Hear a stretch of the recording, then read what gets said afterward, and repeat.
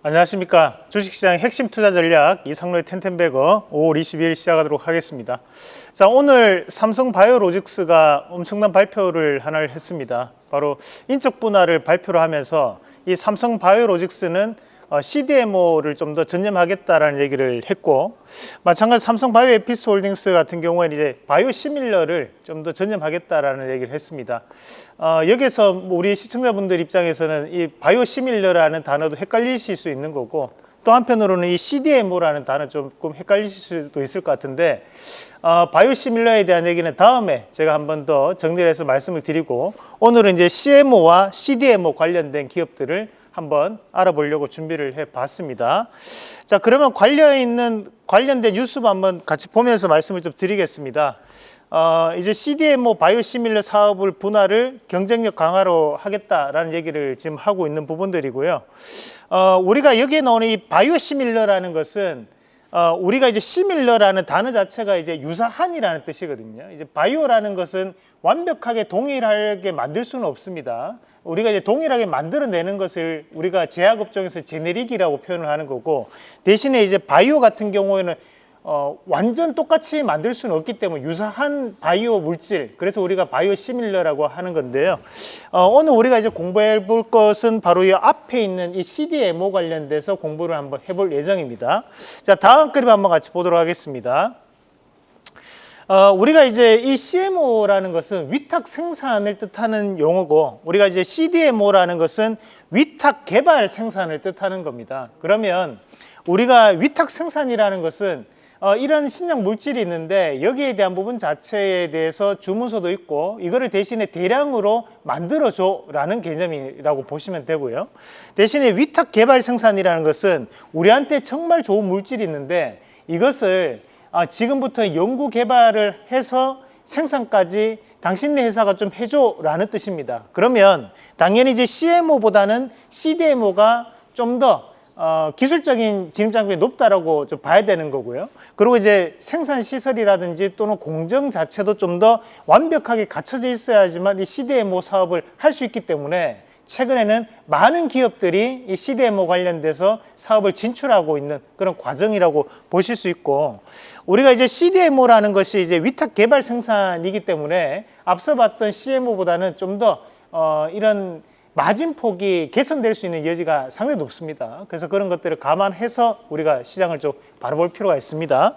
자, 그러면 이제 관련되어 있는 기업들 하나씩 같이 보시면, 우선 이제 바이넥스라는 기업, 우리가 중소형 사안에서도 이제 CDMO 얘기할 때 많이 나오는 기업 중에 한 군데가 이 바이넥스라는 기업인데, 여기 보면 이제 저분자 화합물, 그리고 CDMO 역량 확대라는 키워드가 있습니다. 이 저분자 화합물이라는 것은 뭐냐면, 우리가 그 몸에 알약 같은 거 먹잖아요, 그죠? 그런 알약이라든지 또는 이제 주사약, 이런 것들을 우리가 저분자 화합물이라고 하는데, 이걸로 이제 만들 수 있는 것들이, 대량 생산하는 것들이 뭐가 있냐면, 여러분들이 뭐 배 아플 때 먹는 뭐 소화제라든지 위장약 또는 이제 감기약, 이런 것들을 우리가 모두 다 저분자 화합물을 통해서 생산 공정을 거쳐서 나온다, 이렇게 얘기를 합니다. 그래서 일반적으로 많이, 우리가 일반 감기약 이런 것들 많이 먹잖아요. 그런 것들에 대해서 우리가 이제 생산 공정을 가지고 있는 업체, 그래서 이 바이넥스라고 얘기를 하는 거고요.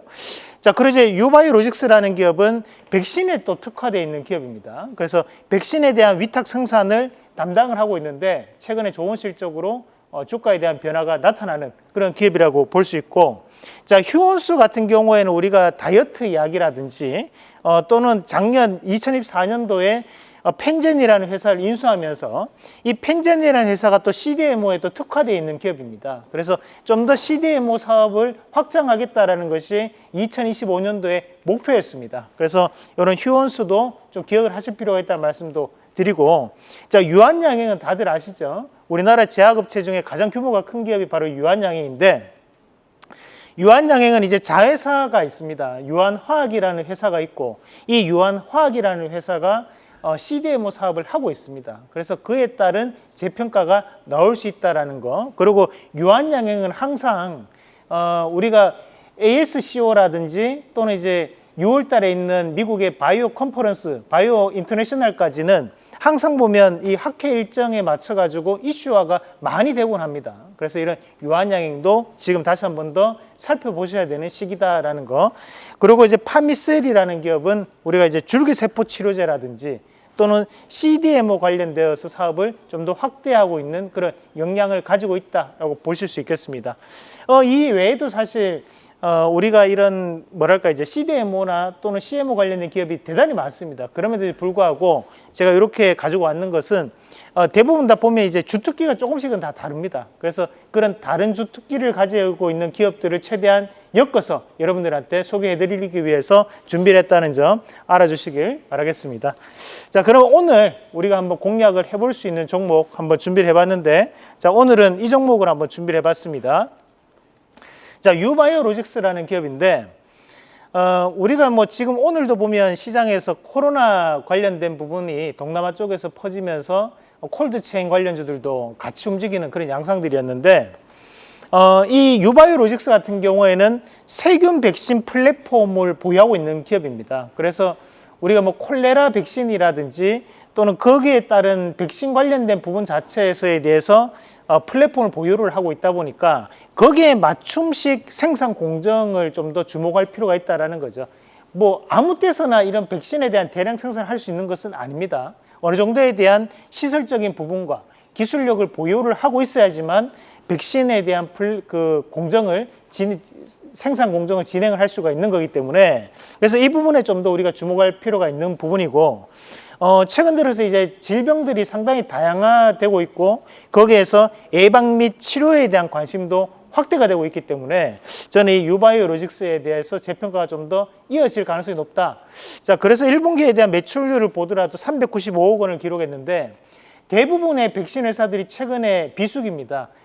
실적이 꾸준하게 감소하는 경향이 나타나는데 불구하고 유바이오로직스는 역대 최대 실적을 기록하면서 다른 여타의 백신주와는 조금 다른 양상을 보이고 있기 때문에 우리가 이 기업도 한번 눈여겨보시면 좋을 것 같습니다. 그래서 1차적인 목표가를 잡아본다면 15,000원, 그리고 손절가는 12,000원 제시해 드리겠습니다. 계속해서 다양한 경제 이슈를 알고 싶다면 구독과 좋아요, 알림 설정 부탁드립니다. AI 캐스터 권미정이었습니다.